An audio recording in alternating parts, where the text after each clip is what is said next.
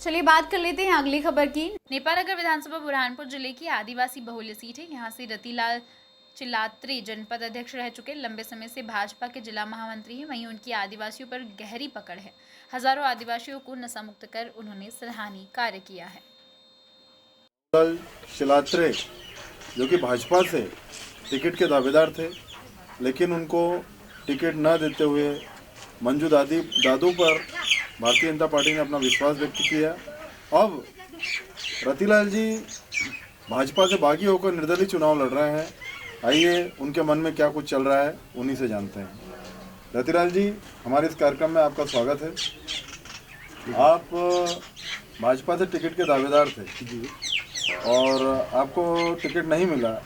अब आप निर्दलीय चुनाव लड़ रहे हैं जी, तो आपका क्या मानना है इस मामले में कि टिकट क्यों नहीं मिला आपको? मुझे तो ऐसा लगता है कि टिकट नहीं मिलने में कुछ कारण जो समझ में आया कि आज जो वर्तमान समय में जो पंडित जी ने जिस विचार को लेकर जनसंघ की स्थापना की 1951 में, वो विचार अब गौण होते नजर आ रहा, समाप्त होते नजर आ रहा, और इन विचार में कहीं न कहीं विकार या विसंगति आ गया है कुछ लोगों के कारण। तो इसीलिए ऐसा लगता है कि जैसे टिकट का समय आता है तो कार्यकर्ताओं को काम तो लिया जाता है, लेकिन उनके जब टिकट का समय आया तो वहाँ पर कोई ना कोई इनके पैरामीटर या मापदंड रहता है कि या तो कार्यकर्ता कितने भी सक्रिय हो, ईमानदार हो, निष्ठावान हो, लेकिन इसलिए टिकट में पक्षपात किया जा रहा है, अनदेखा कर रहा है कि वो गरीब होगा या अन्य मापदंड हो गए, इसलिए टिकट नहीं दिया जा रहा है। नहीं तो मैं जनपद अध्यक्ष भी रहा हूँ, निर्विवाद रहा हूँ, एक पैसे का दाग नहीं है, हम जैसे वैसे, हमारा घर जैसे वैसे ही है, लेकिन 32 साल से लगातार अब जो दायित्व है उसको पूरा निभाने का प्रयास कर रहे हैं। तो ये पीड़ा तो है। आपका मानना है कि नेपालनगर विधानसभा क्षेत्र में 91,000 कोरकू मतदाता है, इसके अलावा भील भिलाला सहित ये संख्या करीब 1,40,000 के आसपास है। क्या आप इस आदिवासी वोट के प्रति आप कितने आशान्वित हैं?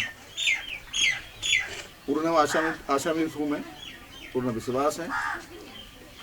तो आदिवासी हमारा जो मतदाता है, लगभग सभी लोगों को एक पीड़ा और झटका सा लगा है, दुख है सभी को अंदर से कि एक 32 साल से लगा कार्यकर्ता पूरी ईमानदारी से जो दायित्व में उसको निभा रहा है, और उसके साथ में पार्टी अनदेखा कर, पक्षपात का जो इस प्रकार टिकट में जो हो रहा है, अनदेखी हो रहा है। इसलिए मैं सभी समाजजनों से, सभी जनता से, क्षेत्र के आदिवासी भाई बंधु से और अन्य सभी लोगों से मिल लिया हूँ। उसके बाद ही मैं डिसीजन लिया हूँ कि मुझे चुनाव लड़ना चाहिए। सभी लोगों ने बोला, जनमानस की ये भावना है कि आपका हक था, आपका अधिकार था, आपको मिलना था, लेकिन आपसे अब गलत हुआ है, इसीलिए आप आगे बढ़ी है, हम आपके साथ है।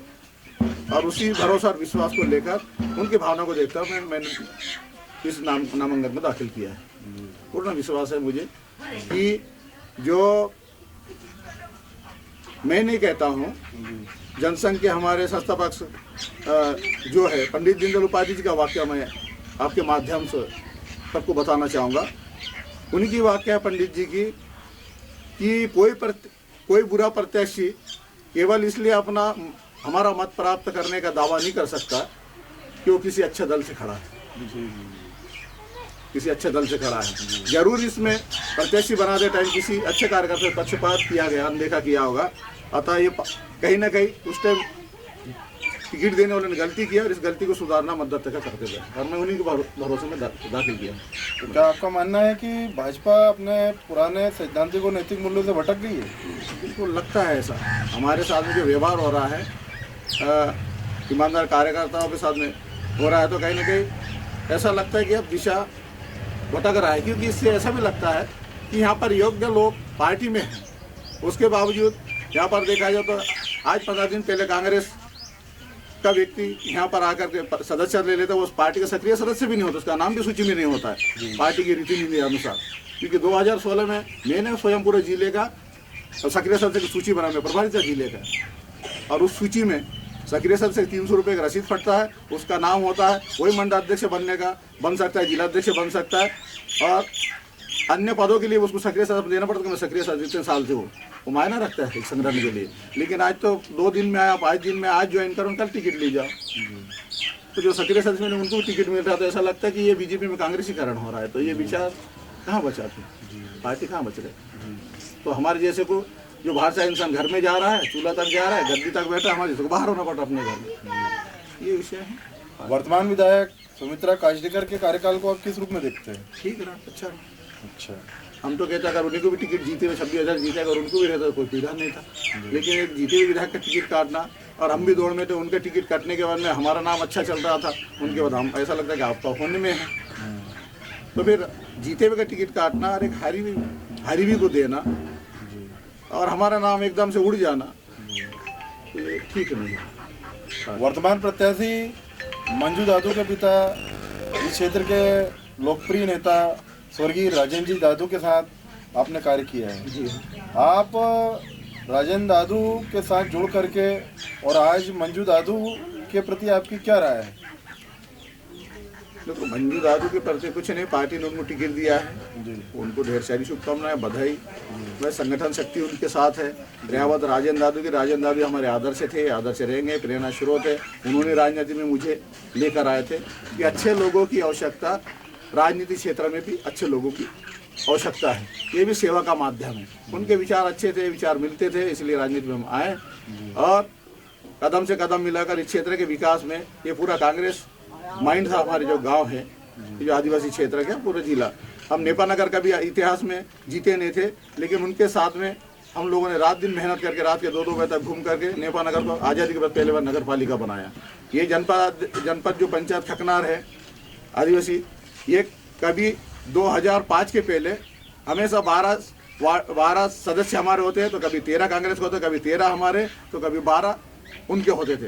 यानी एकदम एक वोट से हार जीत होते थे। लेकिन जब से राजेंद्र दादू के साथ हम सक्रिय हुए, रात दिन मेहनत किया, लोगों का विश्वास जीता सेवा करके, तो आज हमेशा जब से मैं जनपद अध्यक्ष बना, स्वर्गीय राजेंद्र दादू की मम्मी जनपद अध्यक्ष बनी, जब से हम 17, 18, 19 हमारा सदस्य होता है, एक तरफ हम 4 बार 5 बार हम जीत रहे पर का विषय में। भाजपा में पुराने कार्यकर्ताओं की उपेक्षा हो रही है? कई हो रहा है, कुछ हो रहा है, मेरा हुआ है, दूसरों की क्या कहूँ। यदि आप चुनाव जीतते हैं तो आपकी इस क्षेत्र के विकास के लिए क्या प्राथमिकता होंगी? इस क्षेत्र के विकास के लिए तो यहाँ जो थोड़ा पिछड़ापन है, यहाँ जो विकास तो है, लेकिन कहीं ना कहीं अभी स्वास्थ्य के क्षेत्र में, पढ़ाई के क्षेत्र में, स्ट्रक्चर जो आपका भवन है ये बहुत अच्छी है, लेकिन कहीं ना कहीं निचले स्तर पर, ज़मीनी स्तर पर अभी भी काम करने की ज़रूरत है। और वहाँ तक अभी हमारे जो लोग हैं उन तक अभी भी कई जगहों पर बहुत सी चीज़ें जान नहीं पहुँचते। और थोड़ा मुझे भले बोलने में कोई संकोच नहीं है, अभी भी देखा जाए तो नौकरशाही, चाहे वो शासन हो, प्रशासन हो, चाहे नेता हो हमारे, वो जनता के बाद तो जवाबदेही है, लेकिन कहीं ना कहीं हावी है। जीतने के बाद में वो जनता के साथ में ऐसा व्यवहार और सेवा का भावना नहीं रहता है। कहीं पर भी जाओ तो बिना बेचारे परेशान हो जाते हैं, दे बिना होता नहीं, परेशान होता। ये थे हमारे साथ नेपा नगर विधानसभा से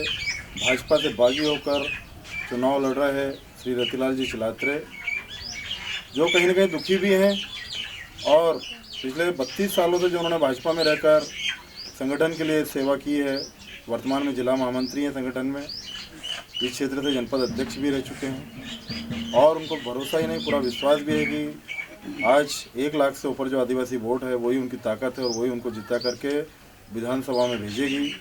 हम उनके उज्ज्वल भविष्य की कामना करते हैं।